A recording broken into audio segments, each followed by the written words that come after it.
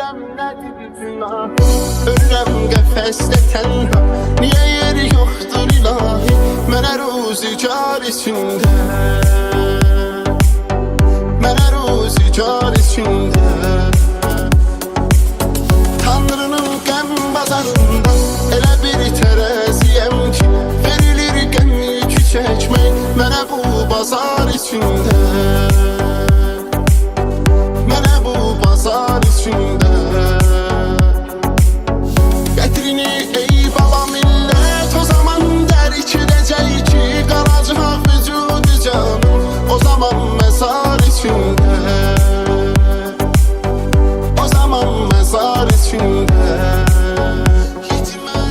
Yetimə gəldi yaramı, o qədər səs deyənim var, məni qardaş bilibindi, nə qədər istəyənim var, nə qədər can deyənim var, neçə qardaş deyənim var, ürəyin görmürəm amma görəsən nə var içində, görəsən nə var içində.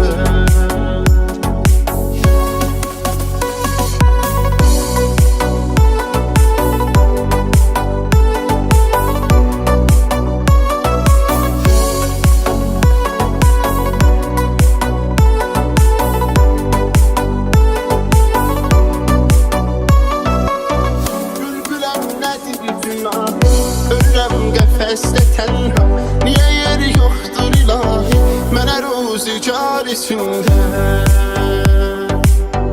mənə ruzigar içində. Tanrının qəm bazarında elə bir tərəziyəm ki, verilir qəm yükü çəkmək mənə bu bazar içində,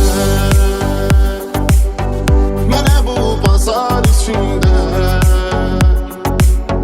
Qədrini ey bala millət, o zaman dərk edəcək ki, qalacaq vücudu canım o zaman məzar içində, o zaman məzar içində. Yetimə gəldi yaramı, o qədər səs deyənim var, məni qardaş bilibindi, nə qədər istəyənim var, nə qədər can deyənim var, neçə qardaş deyənim var, ürəyin görmürəm amma görəsən nə var içində,